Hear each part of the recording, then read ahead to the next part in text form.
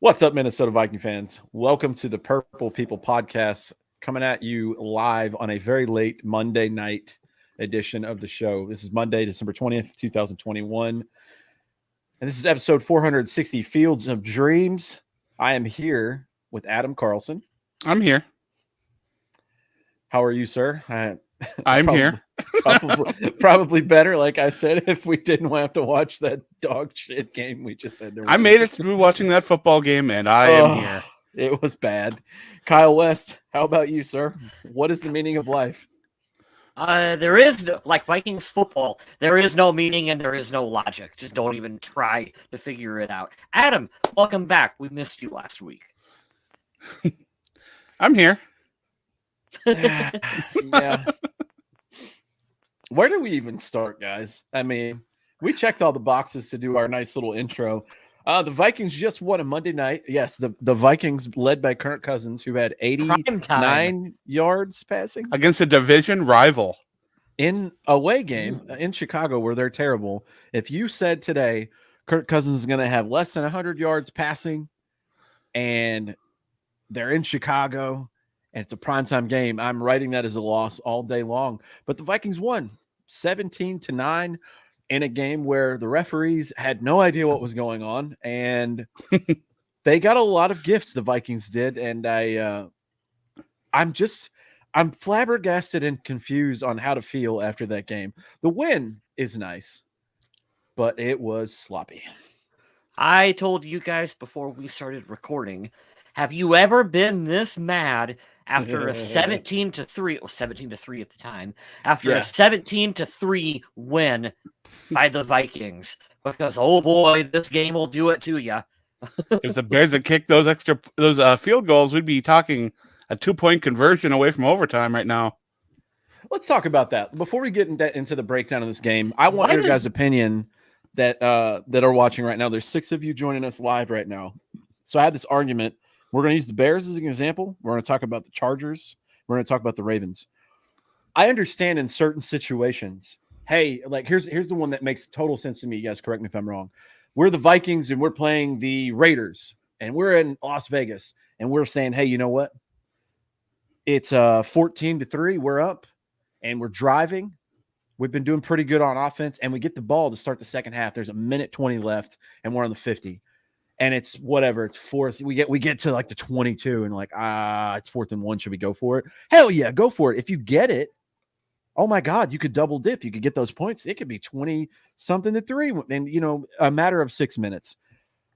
I don't understand. This weekend was full of people just going for it nonstop, and it was terrible. It was, for all that analytical football talk, it was terrible for those teams who went for it this weekend. Yeah, listeners to the podcast know how conservative I can be when it comes to football. I like taking points. I don't like leaving them on the field. If you work your way down there and you're not having the greatest of times on defense, or it's just a tough game overall, not taking points is just baffling to me. John, I just want to acknowledge your thing. Kyle put that up. John says this has to be the first time the winner of a semi-blowout game until the last second. Felt like he got bullied the entire time. We're going to get to that in just a second. Let me keep talking about these going for it coaches with these. I love the grit. It makes for entertaining situational football, which means entertaining television because not a lot of people are at the games compared to the millions watching at home. But the Chargers, my brother's team, they go for it 3 times on Thursday Night Football. And if you just take the field goals, those are 9 points. This game went into overtime. I mean, that was stupid. And I can't be talked out of it. If you can find a way to talk me out of it, that's cool. The Ravens did the same thing. And I understand that logic. Don't give Aaron Rodgers 43 seconds in, however many timeouts. But at least you're going into the game at the end with 40-some seconds left and you're tied. The Ravens is extra stupid because they have a Hall of Fame kicker. That's another good point. You have a surefire field goal kicker, an extra point kicker, and just kick the points. Sergio, I believe that too. He says, surprised we didn't poop the bed at Soldier Field. Yeah, me too, man. They were talking about it on the live broadcast right at the end. They were saying from 2001 to 2014, the Vikings won in Soldier Field a whopping 1 time. That was it. Which is It's why wild. this is such a commanding performance by Kirk Cousins. He overcame the odds in prime time. Primetime Kirk Cousins with 84 back-to-back primetime Kirk wins. It's sloppy. We're sloppy. here, Well, baby. I won't say that. I won't say the Steelers game was sloppy, but it was bad. It was sloppy. They should not have came within any chance of sniffing a possible comeback of that game. But this whole season has been sloppy Joes. It's been from awful. The Minnesota. It's like that scene in Billy Madison. How do you like them? Extra sloppy. Sloppy. That's the Minnesota Vikings this year. Every game has been extra sloppy Joes. There's been 3 or 4 like really good wins, and then the rest of the games, even if they're wins, they're nail biters, or it's just a lot of pulling your hair out. What is going on? Let's start before we break down stats. This game, who's your guys' game ball? Who gets the game ball this game? Goal, offensive line, goal. That was a. You got your game ball? Oh, I thought you were going for donkeys. Yeah, we'll do those in a second. Who's your game ball going to this game? Oh, I don't even have a game ball. Fuck that. I'm going to give mine to DJ Wanham. I thought he played great. Had 3 sacks on the night. I wanted to give the nod to Patrick Peterson coming on late with 2 PBUs, which kept him out of the end zone for most of it. But DJ Wanham and what is the ghost and shell of the Vikings pass rush came out tonight and contained a moving quarterback, which Mike Zimmer harped on that this week. So he looks promising. Don't know if he's going to be a big impact player going forward for the Vikings, but he's made strides, even if they're small, every year that he's been here. And I was very happy to see him get some sacks tonight. Yes, the donkeys are easier to come up with than the game balls, that's for sure. Yep. But I'll go with Patrick Peterson. Had some really great pass breakups. Played well, despite a passing attack from Chicago that had no business even being in this game. They ran the ball well, controlled the clock, Chicago did. But when they tried to go through the air, Patrick Peterson was there to shut a lot of that down. I made a couple of comments to my dad. I was like, "Oh, the old man's out here playing ball tonight," and yeah, he's obviously by far and large the best cornerback this team has. We haven't even gotten to the news that happened on Saturday, which we'll get to a little bit. I was going to say, I'll give a game ball to whoever fired Breland over the weekend. Probably Rick Spielman. There you go. I mean, he probably actually sat him down and let him go, but I had to be Zimmer being like, "You're done. Get out of here." Which, by the way, Brashard Breeland cleared waivers today. Nobody claimed him. Shocking. Wow. I wonder if they have to have like an HR representative like present when they fire someone. I mean, these guys are like semi-trained killers. I would hope that they have somebody in there before they just come in and start swinging. Bashad, I will tell you what one of my favorite quotes from the movie Draft Day said. Kevin Costner looked at the late, great Chadwick Boseman. He's like, GMs hate Twitter. Stay the hell off of that. Stop. Somebody take his Twitter away right now because he is doing himself no favors on there. It's not like Breeland's time in Minnesota was all bad. He made some good plays, got some interceptions. After he got done with his struggle early in the season, he came on strong and kind of tapered off a little bit again, but he had some good football in there. Yeah, I feel like he was up and down. If you just look at his PFF rank, yeah, mostly down. He had some bad stuff, but he's a starter. He's a Super Bowl champ, and I don't like the depth a lot behind him.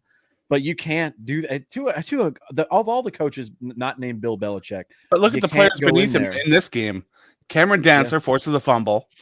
Mm-hmm. Chris Boyd on special teams recovers a fumble on a punt return. That's true. I forgot about that. I mean, these cornerbacks are getting a little bit more of a chance to step up and get some time, even if it's on special teams. They're doing all right. I will play devil's advocate, and I agree with Adam here 100%. This is not a scary passing attack at all, so I would hope that they played well. But I'm not going to go the negative Nancy route. I'm happy to see that. Cameron Dantzler knocking the ball out with his shoulder. I don't even know if it was intentional. He was hunting that ball the entire way. He knew he had tacklers behind him. I saw that on Twitter. There were people just ripping him, saying, boy, he whiffed, and he was lucky he caught that football. And no, he was going for that football. That's good to know. Didn't know that. Didn't see it from that way. That's good. You mentioned Chris Boyd too. Just awareness. And you got to bring this comment up from John Game ball goes to the Bears defense. Their mental penalties gave us more first down than Kirk's arm did. All right, I'm going to do this in a two-part thing. The Bears took the role of the Vikings today and absolutely duked it in their hand and smeared it all over their face. Offense and defense, it was putrid. But I'm not blaming the bad Kirk performance on him. Clint Kubiak, I don't know why, and I put this in the group chat with the guys. Again, make this make sense. Why do you run Dalvin Cook at Akeem Hicks when you have watched him year after year after year swallow him up? He pushed Mason Cole around like a child tonight. Don't run anywhere near him. Make him a non-factor. And Kyle, go with your point. I'm not going to steal it from you. Go with what you were saying before Adam joined us before we got on. What would other quarterbacks do in this situation? Oh, Jesus Christ. Any other quarterback, Aaron Rodgers, Tom Brady, Peyton Manning, any other actual team would be like, hey, Cole is getting killed right now. We're going to bring in a fullback or a tight end, and we're going to give him some help. And while we're at it, we got to talk a little bit about the strategy here, because when Minnesota knew they were going up against a tough pass rush team with the Steelers, they brought in Blake Brandel to not only help out in the run, but to stay in and block at times. Yeah. And they found success with that. Yet I didn't see that formation happen at all really this week. And I'm going to be a little bit more honest here too, because I don't know if Cole did any better than Oli Udoh would have. No, you're right. And here's the other thing too, you got to factor in. I know this isn't as awesome of an answer as what Adam just gave, because I like that answer a lot. Yeah, me too. The other thing is too, they've had almost 2 weeks to prepare for this team. This is a mini bye. And that's the game plan you came up with. And you got a lot of people healthy. You know what's frustrating is this team doesn't even seem to learn when they do well. Oh, hey, we had this package and we had success with it. And maybe we should implement that further on. It's like, oh, nah, just forget about it. Just whatever. Hicks is what I was hoping Michael Pierce would be. Yeah. Yeah. He's a monster. He's absolute monster. Shout out to my buddy James Hart of 18 Visions, texting all night during this game, a diehard Bears fan, one of my good buddies and like singing mentors. And he's just like, I said, Hicks is obviously your MVP of the game. He goes, oh, well, got to soak it up. He's got 3 games left in a Bears uniform. He's like, this whole place is just getting blown up from the inside. And that's I'll take him. Wouldn't that be such a Bears thing to do for him to go to like Green Bay or something like that? Oh, I'd love for him to make things even better. You got to know the game plan next week is to probably run the ball consistently with Dalvin Cook right at Aaron Donald. Oh God, it's so frustrating. Thank you, Adam. Now I'm mad about that game. He just made us pre-mad for Sunday. But you're not wrong. Adam, you called this in our chat. Oh yeah. What, noon? That was like noon this morning, where you said, for as banged up as their secondary is, the Vikings are still going to try to run the ball right straight. And I absolutely wrote this in my article over on the Viking Age for, I believe it was Saturday morning, when I said the Minnesota Vikings passing attack should be on cue, but we all know what's going to happen. It's frustrating. Let me look at this shit again. How many Kirk end up with 80 some yards? 80, not passing? Even 90 yards passing. Ugh. And guess what? One of those touchdowns was to Amir Smith-Marset. KJ Osborne had some catches. It's not like you don't have pass catchers. I get it. They're not Thielen, and people are honing in on Jefferson because he's a beast. But you have to divvy it up, and this is where the offense gets so predictable, and it's so frustrating. Frustrating. Third down comes along. It's 3rd and 3. And instead of trying to pick up the first down, the Vikings go for these 25, 30-yard passes. Yeah.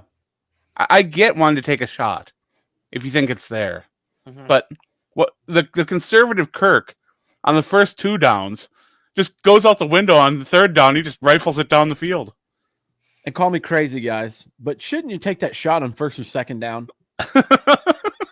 That's kind of what I'm trying to say over here. Holy shit. We're calling it out right here. Oh, it's so frustrating. Guys, what I don't understand is Chicago is playing with Lord knows who in the secondary right now. We don't. We just watched the game. Name one of them. And Justin Jefferson has 47 yards receiving. He went in the second half. There were 3 minutes left in the 4th quarter when he got his first catch. How? It's absurd. Do we want to run him out of town? Because this is how we run him out of town. Like he was just clowning around with Randy Moss before the game. You don't think Moss at some point is going to be like, hey, let me show you how to get out of Minnesota? Because it's going to come to that. Here's a 10-digit phone number, and the last name is Diggs. Give him a call. No, I'm just kidding. I won't bring that up. West, who you got for your game ball? Or your donkey, I mean, sorry. I ain't giving a game ball. The Cole, fuck him. He played like shit. I'm mad. He played like shit. He got pushed around, and it's not entirely his fault because, like I said, they couldn't pull in an extra lineman to help him out. They didn't adjust at all to give him help. Yeah, at all. They're like, hey, just go out there. And hey, spoiler alert, we talked about this just 3 minutes ago. Your assignment's going to be even worse this coming weekend. Oh, you think Akeem Hicks is scary? Wait till you meet Aaron Donald. It's going to be that. I mean, he played for Arizona, so I know he's probably played him against him at some point, being their center and rotational guard. But that assignment's not fun either. It's not happening. Here, I'm just going to throw it out here now. I'm going to say the F word. So if you want to turn it down, if you're listening later, here you go. Those referees get my donkey. Fuck you guys. Absolutely fuck every one of you. You're terrible at your jobs, and you need to be held accountable. I am so sick of these referees not calling PI. I'm not going to say anything about the Kendricks hit. That was a lot of taunting go. They let a lot of taunting go.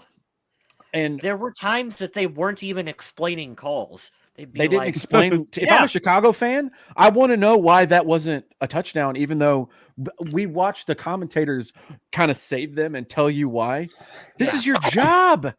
And there's no accountability. That none of these guys will get held accountable. The Vikings and the Bears will get we're sorry to go start a fire with because it's a piece of paper with bullshit ink on it. I hate these referees. Hey, we all want consistency. Even if I think the taunting rule is ridiculous and needs to be readjusted after this season is over with. If the taunting rule is the taunting rule, then they need to call it. There was a point in the game where there was a defensive lineman standing over a Vikings player, and he was going like that down over top of him. Isn't that taunting? That's taunting. Yeah, absolutely is. That's textbook right there. No call on that. And here's the thing: in any other year and any other scenario, I'm fine with it because you're doing your job on national television. These are testosterone fueled mutants out there killing each other.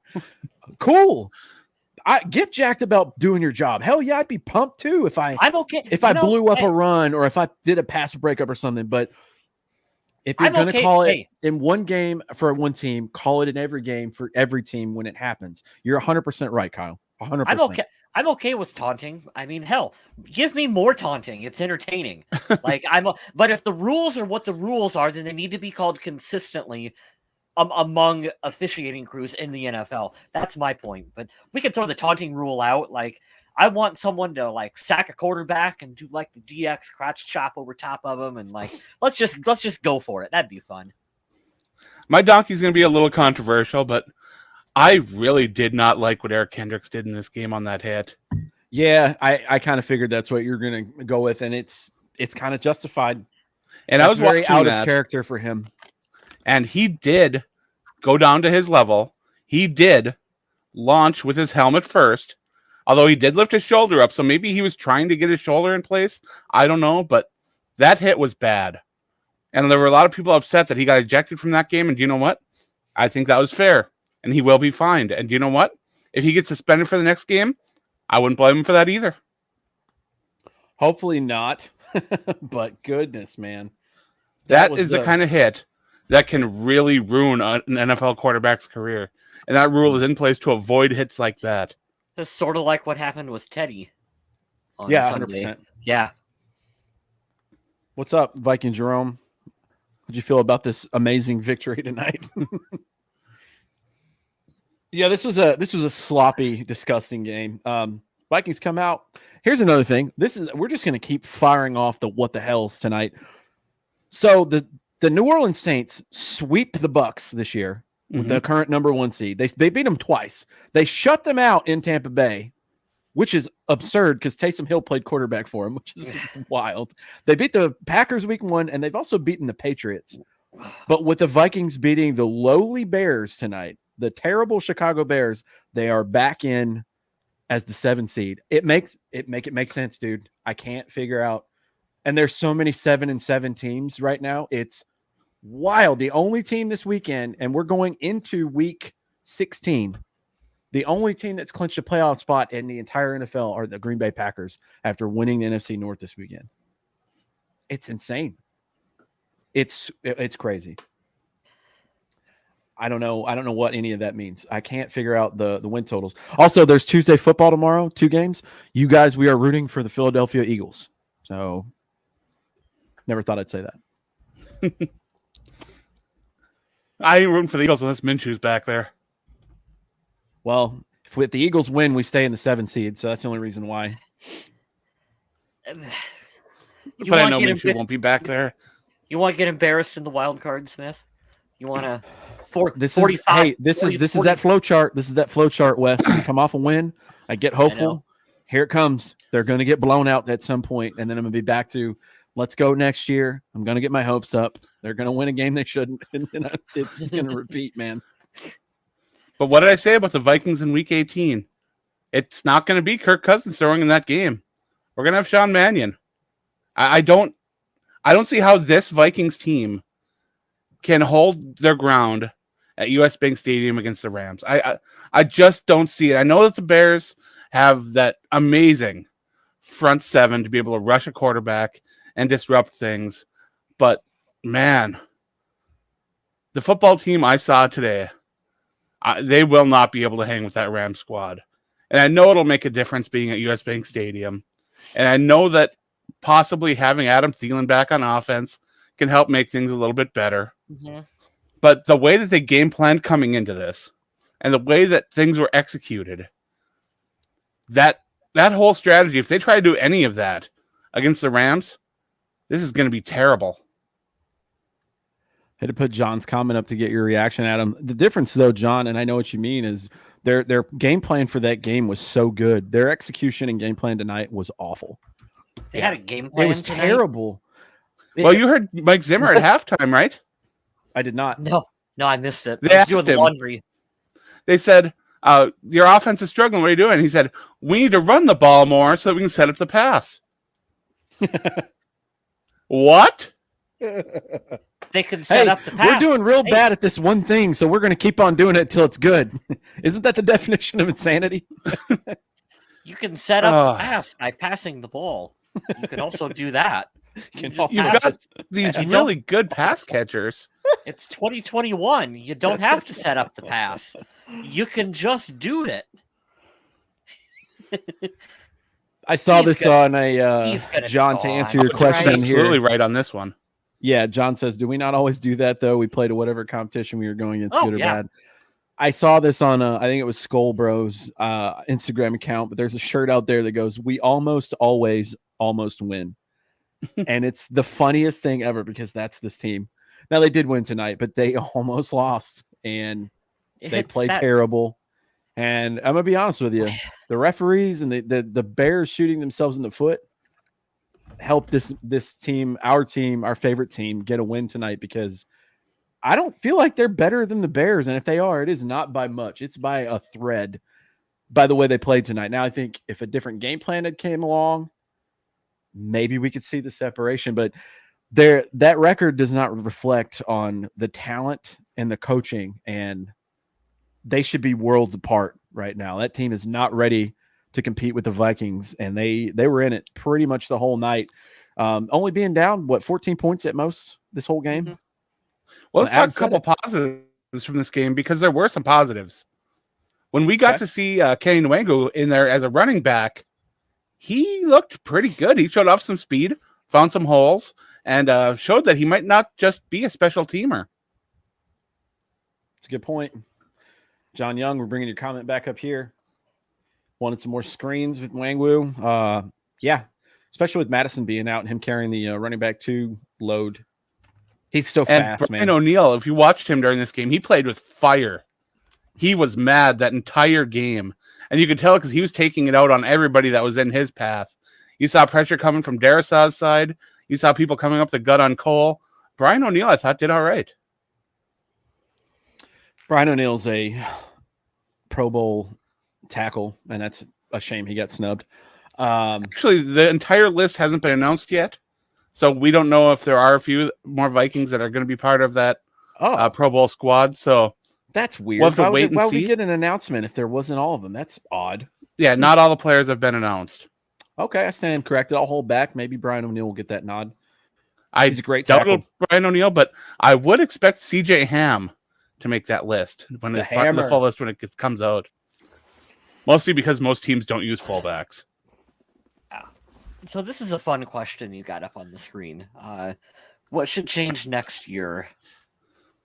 I think Zimmer is gone for sure, and I think that there's a pretty strong likelihood that Rick Spielman is going to be gone as well too. I do think that you probably restructure and keep Kirk Cousins around for the simple fact that I even hate to say this after this performance, but I don't know who you're replacing him with that's any better. It's a terrible free agency class. Mm-hmm. It looks like it's a fairly bad draft class. It is. For young quarterbacks coming in. And so if we're putting a first-year head coach, first-year GM combo together out there, I'm not sure you want to make those guys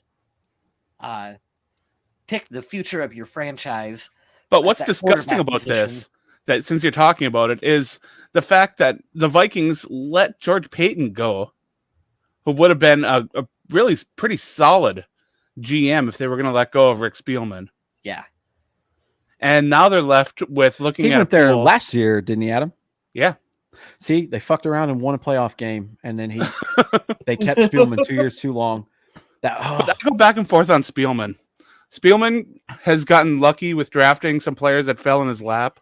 He has.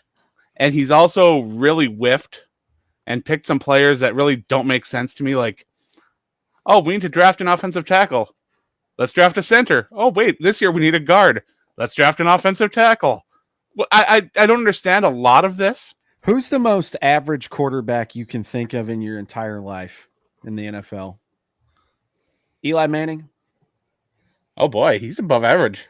Yeah. I mean, outside of some miracles, he sucked pretty bad for a long time. I mean, Andy Dalton, I think, is the gold standard. That's it. Adam came up with a perfect one, and I'm stealing it. Rick Spielman is the Andy Dalton of GMs. Because Jefferson fell in your lap. That's a no shit pick right there. All right? You're going to do that. Right. You whiff on guys like Jeff Gladney. I'm sorry. At the end of the day, you can't control what people do, but he's in jail or he's going to be. That was terrible. We're going to keep going backwards. Garrett Bradbury, very underwhelming. Let's keep going backwards. Cordero Patterson isn't even on the team. Outside of a flash in the pan year, he was not worth anywhere near a first-round pick. Elfline again. I mean, these centers. What's drafting centers? I'm trying to go down the list. This is first-round picks, right? And so I saw this on Twitter, and I have to laugh at my own sarcasm because I'm going to pump myself up the most. Somebody said, well, you know, he's hit on all these firsts. He's missed on a lot of firsts, but he's hit on these mid-round picks. And I was like, oh, cool. I keep losing my dollar at the blackjack table, but I'm hitting on the quarter slots. That's not how that works. Not at all. You have to hit on the first-round picks. You're paying them shit tons of money, and there's a fifth-year option. And I'm not saying this because Rick Spielman can wheel and deal real well. Right. I do like that. He can make some amazing trades. Ugh, but I feel like he definitely needs to bring in some more scouts to help him out in positions that he just does not draft well. Mm-hmm. O-line. And yeah, it's been. I have a list because of course I have a list. I have a list of every first round pick that Rick Spielman has made since he took over as GM in the Minnesota Vikings. Let's hear it. Do I go through it real quick? Mm-hmm, absolutely. So he was brought on as the vice president of player personnel in 2006, but he wasn't promoted until full GM as to 2012. So that's the part that's interesting about him is you've got that brief period where you can't quite pin it all on him. The triangle authority period? Yes. So we're not going to count that. So you can't quite put Christian Ponder on Rick Spielman, well, even though I'm convinced that pick has Rick Spielman all over it. That was his guy. He appears to have learned his lesson from that. He did. So real quick, so this is from 2012 on. We drafted Harrison Smith, Matt Khalil, Cordero Patterson, Xavier Rhodes, Sharif Floyd, Teddy Bridgewater, Anthony Barr, Trey Waynes, Laquan Treadwell. 2017, we traded for Sam Bradford. Okay, I'm going to give him the benefit of the doubt on that one. What do you do? Right. What do you do? I know. Mike I get Hughes, it, but I fucking hate it. I'm putting it on my bad hand.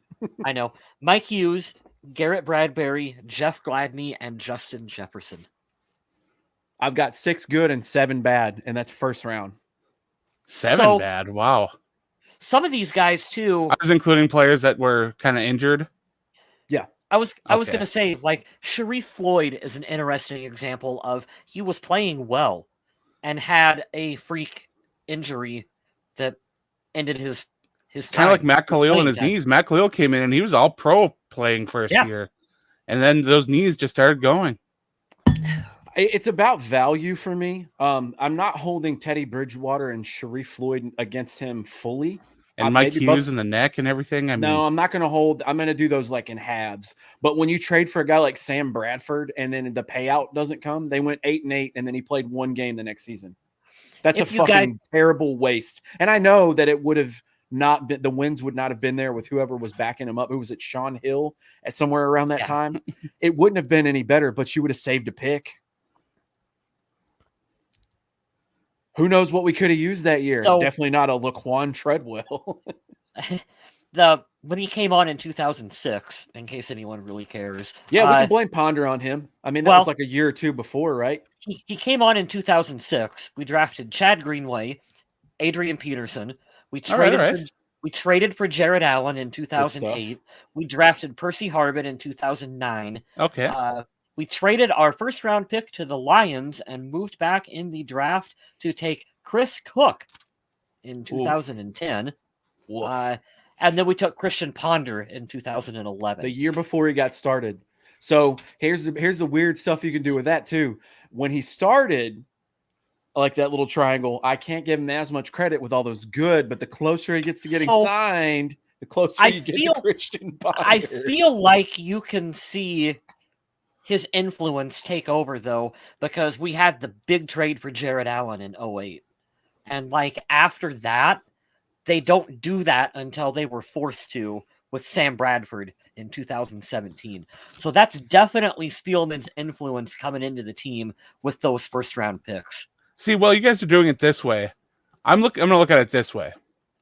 Offensively, who are the young players that you want to build around on this team? Justin Jefferson, all right. Yeah. Brian O'Neill, cool.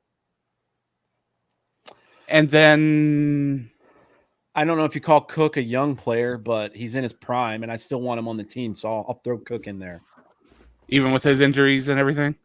I'd say more Madison. I have to go with him because there's a drop-off between him and Madison, and two, like, when Dalvin Cook plays, he has games like he shouldn't have against the Steelers, and it's like, okay, he's on the field, he's fucking awesome. But yeah. To your point, Adam, he's never played. And then you've got maybe Darisaw. Yeah, it's too early. I'll wait another season. So offensively, you have 2, maybe 3 players that are young enough that you think, okay, if we rebuild, we want to hold on to these players. And that is scary.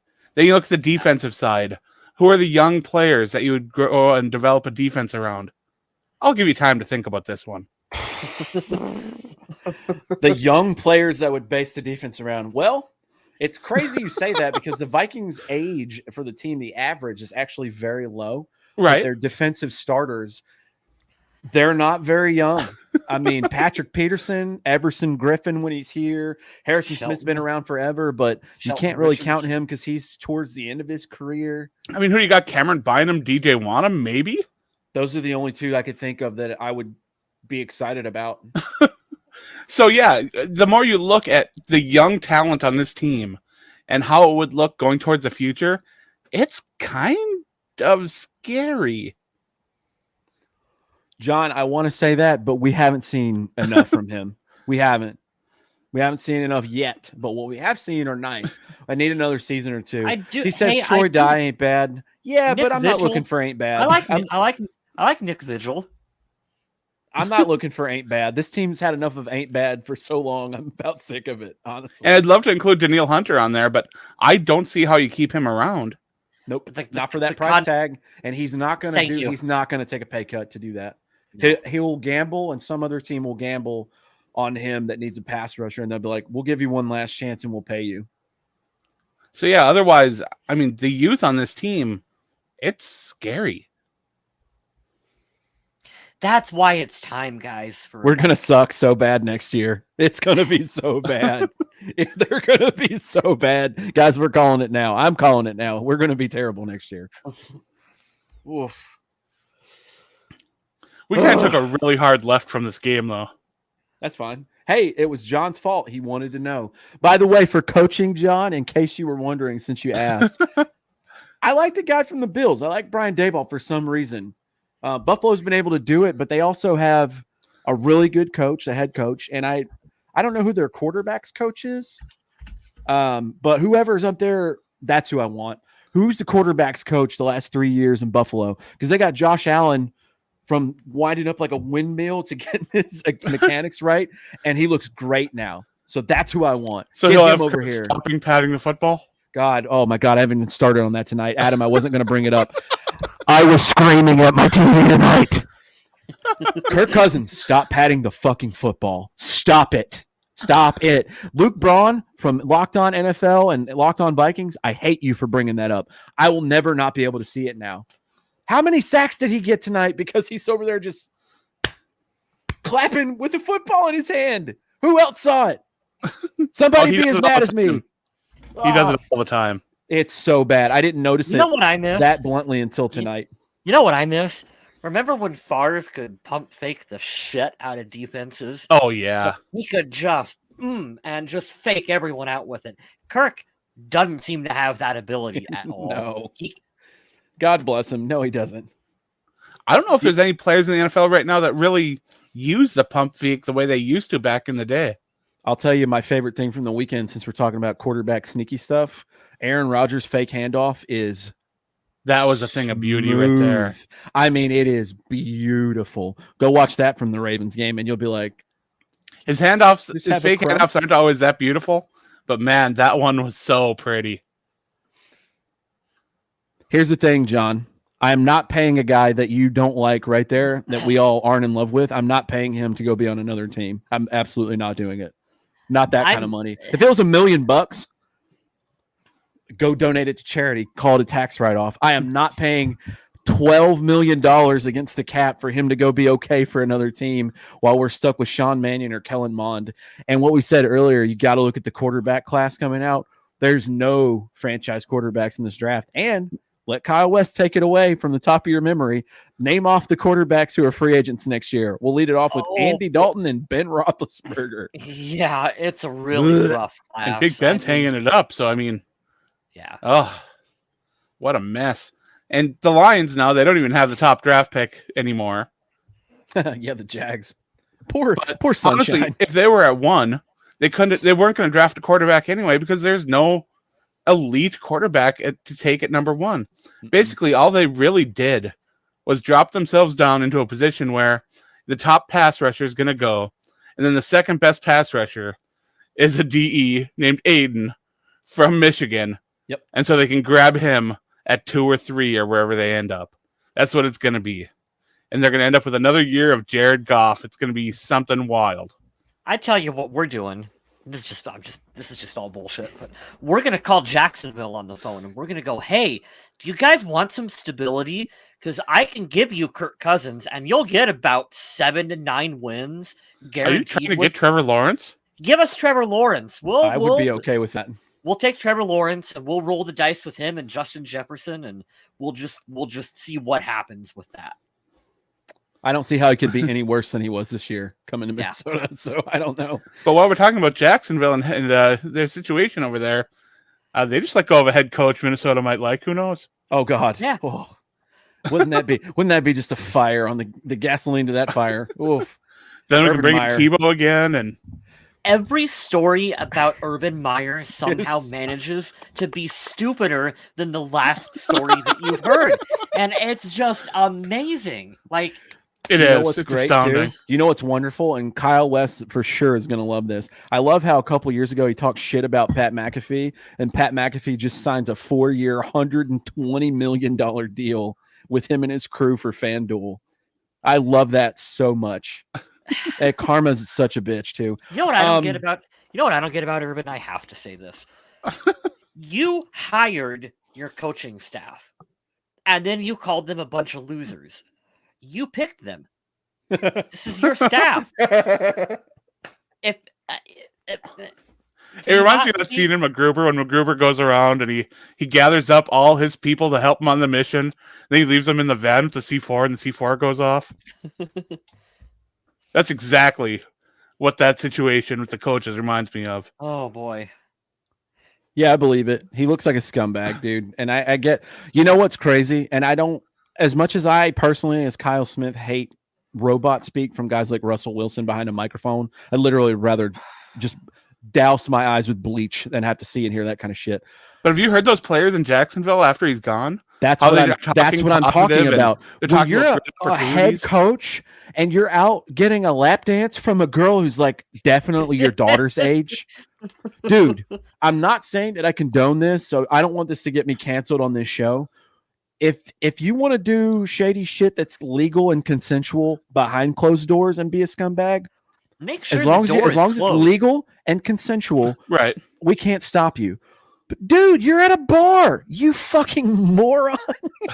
What are you doing? You know what I don't get, and then we can move on from Urban here because how we got on that subject, I don't know. But do you remember? And this was quite a few years ago, like maybe 2015, 2016 or so. He would help out with the NFL Network during the draft on like day 2 or day 3. He would come in as an analyst, and he would know everything about every player coming out. He would talk about how they're pros and this is what he thinks of them coming out and how they would fit. And you're like, he seemed like such a good evaluator of talent. Either he's really super good at faking that stuff for television, or he just gave up at some point between then and now. I don't know what to tell you. It feels like there was just this arrogance that came though, just by, and this is just pure speculation, but like, oh, I was the shit in Florida. I was the shit at Ohio State. I'll be the shit. I'll have the Wonder Boy quarterback from Clemson. Everything's going to be all right. And it's like, nah, bro, every team is really good, even the bad ones. So good luck with that. And that's the funniest part. He's in the worst division in football. But what we're talking about all this, we're talking about these wonderkins, these young or inexperienced NFL player or coaches coming in and taking head coaching roles. The Vikings have had plenty of assistants go on and do fantastic things in the NFL. And now Minnesota's sitting there, and a lot of their assistants aren't really guys that you might want to promote. We had one in Kevin Stefanski. Guess who was coaching that Browns game today? Yeah. Former special teams guy, Mike Prefer. Let's get back to the game between the Vikings and the Bears, where, of course, Soldier Field, always a hard place to win. Vikings go out there on the road, division opponent, prime time, all those situations that make you think, well, things are stacked up against the Vikings. And then you take a look at the injury report and you see all the Bears players that were injured or on the COVID-19 list, and you think, okay, well, this is a definite advantage for the Vikings. And then you see the game plan the Vikings come out with, and you're like, okay, this is a definite advantage for the Bears. So I don't know what the real tipping points were for this game, but honestly, the way the Bears played, who they had available, I don't know if Minnesota could have lost this game. That's an I did not think you were going to say that. That's a nice different point of view. I feel like if they were at full strength playing as chippy as they were, they would have dominated with the game plan the Vikings came with. And it makes me very worried for week 18 and that they're going to do what they do always at the end of the year since Kirk Cousins has gotten here, is ruin the Vikings playoff chances. And that is exactly what's going to happen if they don't do it before then, which is probably likely playing at home against the Rams and then in Lambeau. It's probably going to be done before that last game. But Hey, the Vikings got to win. They're 3-1 in the division right now, which is Right. wild. They've beaten every opponent in this division so far, at least once. So that's a positive. God, Yeah, like I said, there are positives to take away from this game, even though watching this game was such an absolute chore. And things just, every time you think, okay, the Vikings are going to come out, they're going to do things a little bit differently this time. Then you get 3-0 blocked punts and just really strange floating interception when Justin Jefferson gets speared and thrown into the ground.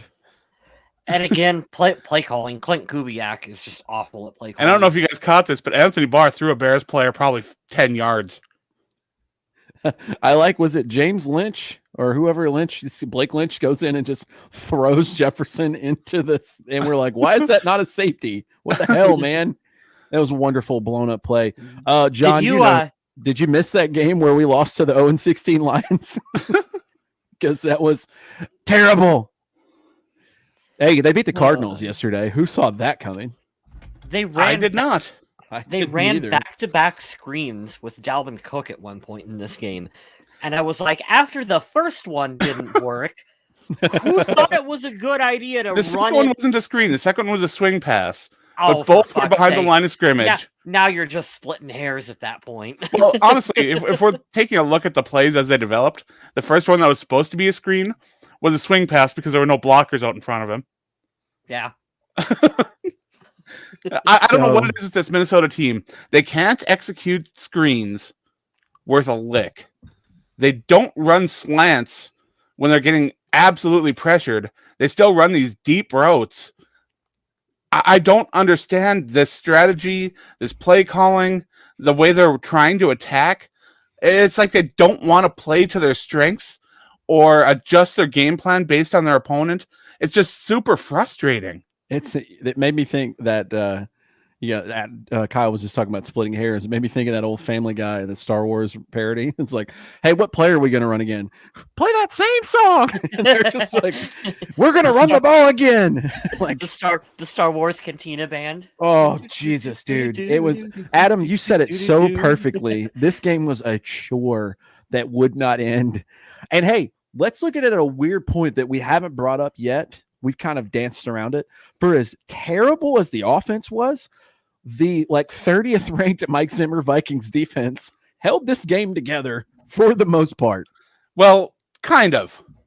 They had a nice bend, don't break defense, right? But they gave up a lot of yards on the ground. And again, that's concerning because the Vikings have invested a lot in those big boys in the middle, and they are not getting the stops that I really thought they were going to be getting. I made that comment.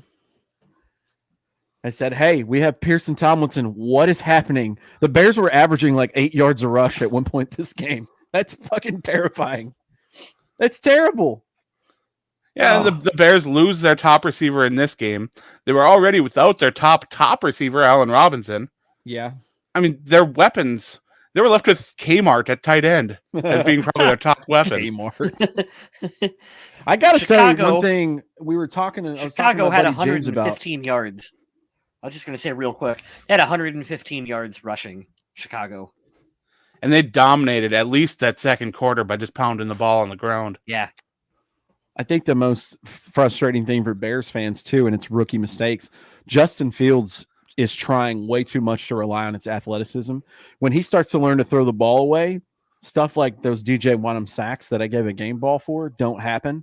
More roughing the passer calls come, and then the momentum shifts. So he's going to figure that out, I think, because he's just we've seen this in the past, too, with a lot of the mobile quarterbacks. Mike Vick was a great quarterback because he could do things with his feet.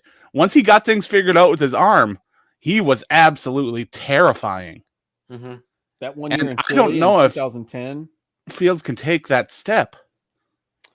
I feel like he can. Me personally, but I'm just going to say it flat out right. Matt Nagy is a terrible coach. I love that he got a personal foul call tonight or something. Yeah, just being a complete dipshit. It's like just yelling at refs, dude. And his record is how he won the NFC North with Mitch Trubisky is one of the greatest feats I've ever seen in the NFL. He won a division title at one point and could have won a playoff game against the Saints if the double doink didn't happen, which is wild. It's the defense all the way, but he sucks so bad as a head coach. He sucks so bad. It was fun to play a coach more incompetent than Mike Zimmer. One of the things I really loved about this game, and this was a little tiny stupid thing, was when Matt Nagy threw that flag, and you could hear a fan behind him yelling, "After further review, we suck." I laughed so Could hard. you imagine like calling out of work tomorrow on a Tuesday, the week of Christmas, and you go to watch your team play, and for 59 minutes and like 40 seconds, they just have a field goal? Dude, if I'm a Bears fan, I'm doing the Happy Gilmore, Billy Madison shit where I'm just putting shit on somebody's doorstep. I'm Googling your address. And this is happening. Flaming bags of dog shit for you. Matt Nagy was terrible. And I said that, what Kyle said in the chat. All Mike Zimmer had to do was keep his cool tonight, and they were just going to implode. And they did. So I guess wrapping up I'm not even looking at one single stat from this game because it was so bad. When we look ahead to the next meeting between the Vikings and Bears, there was a lot of, let's say, negative interactions between the Vikings and Bears players during this game. That's going to make that next meeting between these two teams pretty interesting. All I can say is thank God it's in Minnesota. Oof. That's the only positive I can think. If they get more starters back, I feel totally that this game goes the other way and they beat the crap out of Minnesota. However, it would be the most Vikings thing ever to win a game after you're already eliminated from the playoffs, completely change your game plan and dominate them, to be like, oh shit, we should have done this the first go around. Well, I knew these two were division rivals. I knew that they always played each other hard, but the lack of really respect that there was between these players, I didn't know it was that bad. Chippy was an understatement for tonight's game. Understatement. These guys are throwing punches. The offensive lineman's getting pissed off. The guys who threw punches didn't get ejected. Imagine that. Weird. Like the referees don't know what the hell they're doing out there. Consistency. That's all we want. And I'm not mad at that O-lineman. If all you do is turn around and see your quarterback getting pushed out of bounds, like go fight for your quarterback. Yeah, I don't blame that. I mean, we were the beneficiary of that flag, so that's the only reason I'm saying that. But what a wild game filled with. No, if Brian O'Neill goes and brawls somebody when they hit Kirk hard, I ain't gonna blame Brian O'Neill. That's fair. I just liked it because they just kept getting penalties at one point in the game, and I'm like, this is wonderful because we're playing so bad. We need every flag possible. Some of them were absolutely ridiculous, like that low block on the lineman when that he was trying to get to the quarterback. He wasn't even worried about that lineman. Right. There was no intent to hurt that lineman. Yeah, no intent to hurt. That PI call was one of the worst I've ever seen. It's almost as bad as that Rams Saints NFC game with the no call. It's like, guys, what are you doing? What are you doing out here? So is this the worst Kirk Cousins game you've ever seen? I don't think so, because there are games where it's one of his worst, yes, that we've seen as Viking fan base, but there's been games where I don't even know what he's thinking. I just think the game plan tonight was off. I think this is the worst game, and this is so weird to say because the Dallas Cowboys and Cooper Rush game happened this season, which was terrible. I think this is the worst game Clint Kubiak's ever been a part of with his name on, and it's not even close. Oh, it's ugly. They won. Of course they won. I'll give him the benefit of the doubt a little bit. Like I said, he was under some pretty tough pressure. Yeah. That didn't help matters at all too. What's different about this performance for Kirk Cousins is he was not able to stat pad in like the last 4 minutes of the game, where typically we've seen these kind of performances from Kirk, and then all of a sudden he'll hit Justin Jefferson, and Jefferson will go deep and he'll toss him up another 70 yards and a touchdown. And we didn't get those big plays like the ones to Jefferson or the one to Osborne that just kind of made things exciting and made Kirk look really good. But instead we get these short passes that really didn't go very far. And then we got these heaves on third down that were just ugly. And I don't know if this is a real thing or not, but Kirk needs to have the ability to look at that line, look at the pressure coming at him and make adjustments, whether it's shifting blockers or calling out pass rushers or what. But he doesn't. I don't. It's what Kyle said. It's what Kyle said. It's one of those like handful 1 to 5 things that separates him from being great and elite. He's above average. He's good. He's even a good quarterback. He'll never be great. He'll never be elite for stuff when Mike like Zimmer that was right asked there. if Kirk had the ability to do that, Mike Zimmer did not answer decisively. He did not say, yes, my quarterback has the ability to make adjustments at the line. It was well, we talked about it. And it's like just blah, blah, blah. And it makes me think that Kirk is given a play and they run that play. Yes. And Kirk, and if everything goes to plan and everyone does their job correctly, that play will go as smooth as a baby's bottom. But if anything happens that's like, oh man, this seems kind of off, it's tilted, it's like the ship's going to tip over, and that's been one of his biggest problems. But it's what you're talking about. I always bring that up, that one of my favorite qualities of like Brett Favre was the whole, I'm just going to pretend like my headset isn't working. So I don't, and he admitted to doing this in Minnesota, where it'd be like, oh, my headset's not working. Okay, guys, Sidney Rice, go deep. I'm going to throw it to you. But see, to your point there, you know what's different there, besides obviously him being a Hall of Famer and a Super Bowl champ, is Favre could string together a drive, even if his coach has a heart attack on the sidelines and there's 2 minutes left. He's like, hey, we'll go to the hospital after the game. We got to go win real quick. And he'll put a drive together based on the plays he knows, and he'll beat the coverage. And he wasn't even the best to ever do that. Peyton Manning, Tom Brady, Drew Brees, those guys, way better than him. Kirk has none of that we've seen. And here's the thing that I'll piggyback on for that. When he's not even allowed to call timeouts as a quarterback that's been in the league for almost 12 years, whatever it's been, dude. You think he's going to like do adjustments for protection? No way. They babysit him so much. There's also positives and negatives to it too, because Favre had the bad side of it that we've seen, where he'll fit it in windows that he shouldn't have fit it into triple coverage. And that's where you get that interception.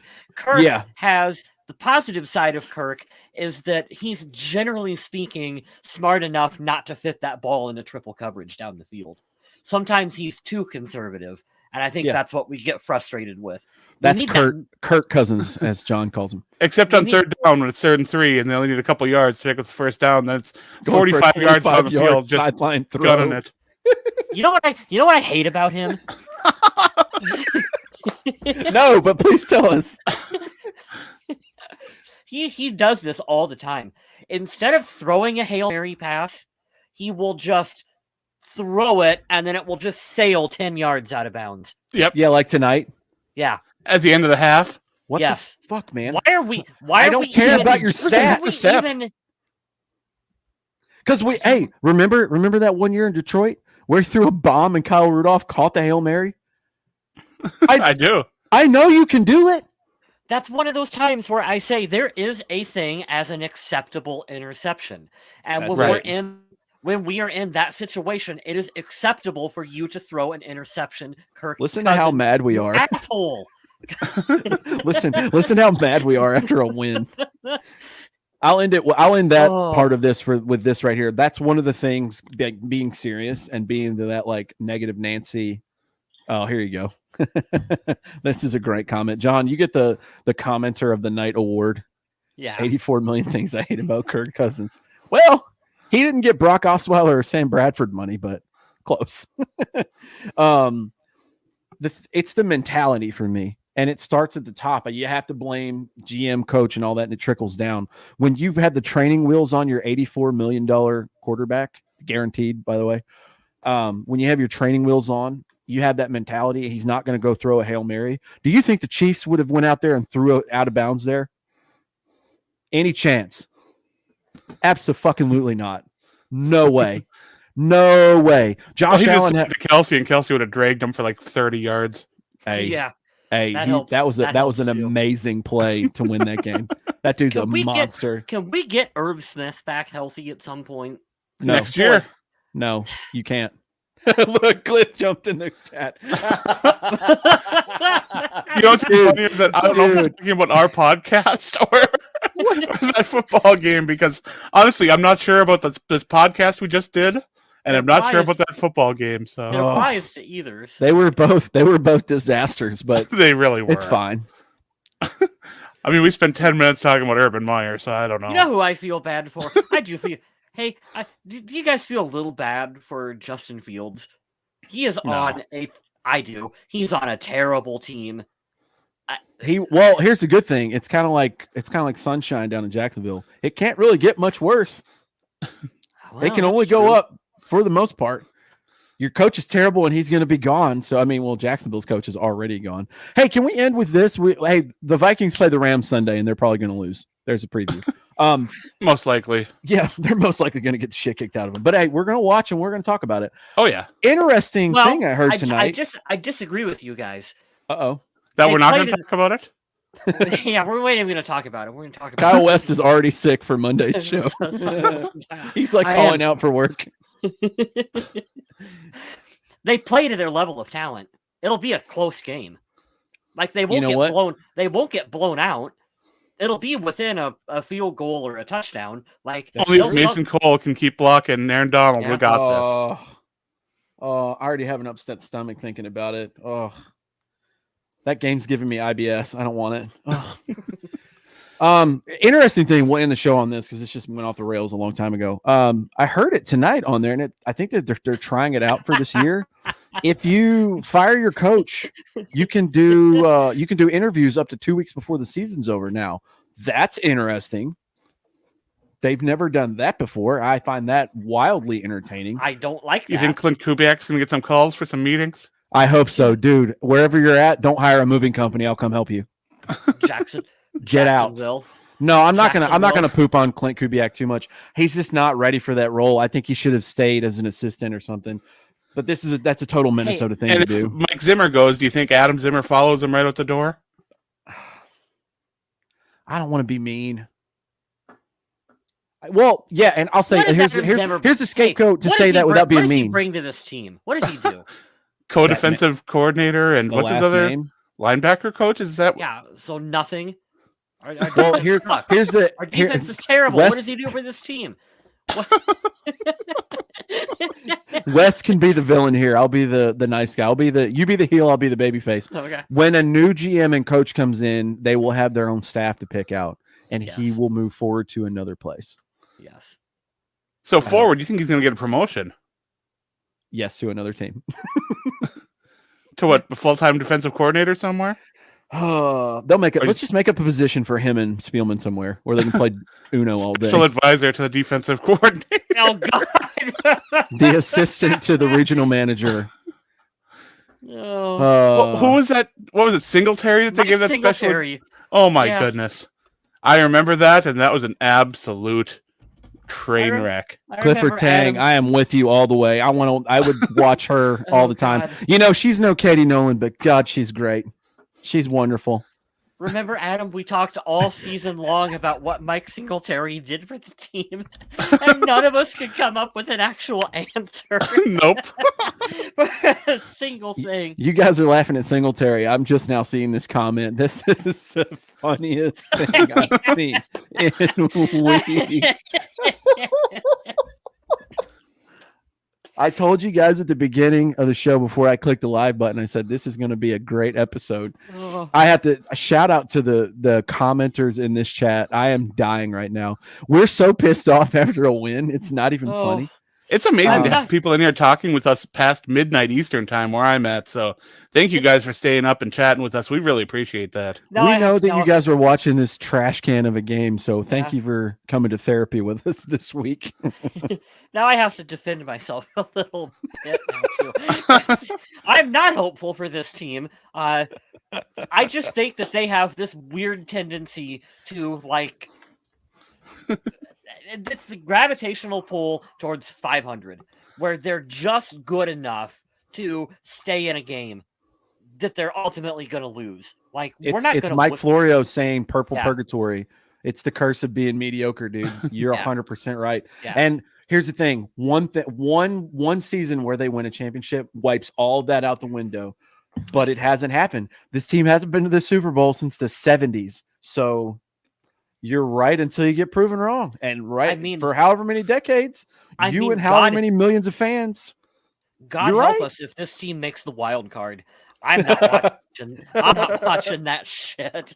Oh, I'm watching. I'll watch whatever Vikings game is on, and I'll eat while I watch it and slap myself in the face when something happens. It's not going to be a great game. Adam, I'm glad you said that. I did that tonight. I was so mad about this game. I went to the garage fridge and I got a tub of ice cream out and I was just chowing down. That was so pissed. I was like, bars out and grabbed 2 of them, and I was like, nope. Oh, so bad. I pulled out the Nintendo Switch at halftime.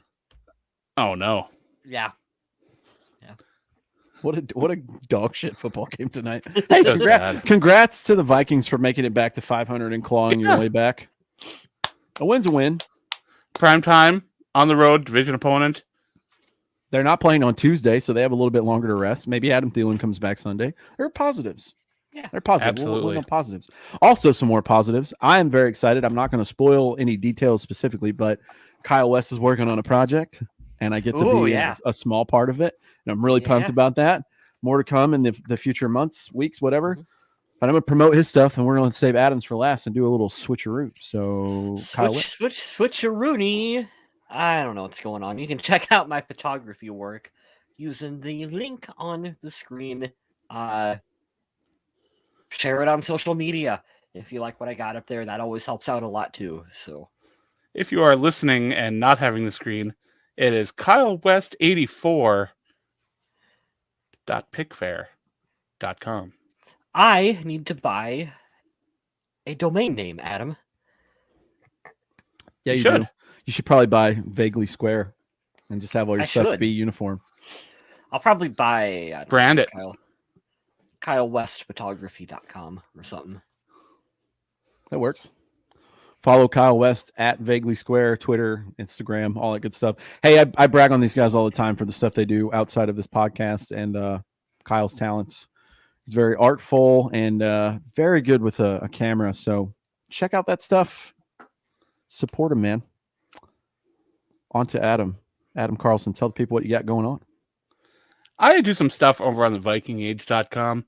I usually do some great articles on reasons the Vikings will win each game, the injury report, the takeaways from each game, as well as a couple other pieces sprinkled in here and there. I also go on Undead Walking, where I write usually 1 or 2 articles a month about zombies. I do like my horror. I want to get back into doing some horror movie reviews over on my Twitch channel, just twitch.tv/MN Viking Zombies. Hopefully we can do that soon.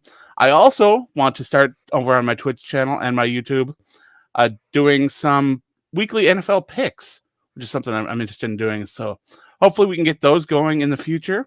You can follow me on my socials, MN Viking Zombie, which is on Twitter, Instagram, TikTok, pretty much everything. Love it. I don't have anything cool going on. I am ready to get through the holidays, but wanted to give a shout out to everyone because the next time we talk, it will be after Christmas. So I do this every year. I try to with everyone. Make amends if you can with your families and your friends. And if all you have to do is give them a call and let them know that you were thinking about them, do that. If you are lonely these holidays coming up, Christmas is Saturday, and you want someone to talk to, you can reach out to me or us at the podcast and say, hey, I'm feeling down, I'm isolated, whatever. I take mental health very seriously, and I wanted to extend my personal thank you to listening to the show, obviously, but we care about you beyond some funny little show that we do on the internet, and we hope that you have a Merry Christmas or whatever you might be celebrating, and we're just happy to have people in here. I just commented that this has been so fun, and it's midnight on a Tuesday morning. And it's like we just had the most fun because you guys interacted with us. So we appreciate you guys, and we hope that you have happy holidays with your loved ones, and be safe, I guess is what I'm trying to say. And Ryan, yes, we did talk about that, the play where Justin Jefferson got absolutely gored like Rhino used to gore people back in the ECW days, and the pass just ended up flying over and getting intercepted. Kirk doesn't usually make a lot of those kind of mistakes. He knew that Justin Jefferson would be there if he hadn't gotten just absolutely spear tackled. So I don't I don't like the throw because it was an easy interception, but what can you do? Yeah, Ryan, if you do the recap, just forewarning you, this is a wild episode. There's some swear words here, but it's very entertaining to say the least. You'll enjoy it. Yeah, thanks again to everyone for joining us. We'll be back next week to talk about that game against the Rams. So stay classy, Minnesota.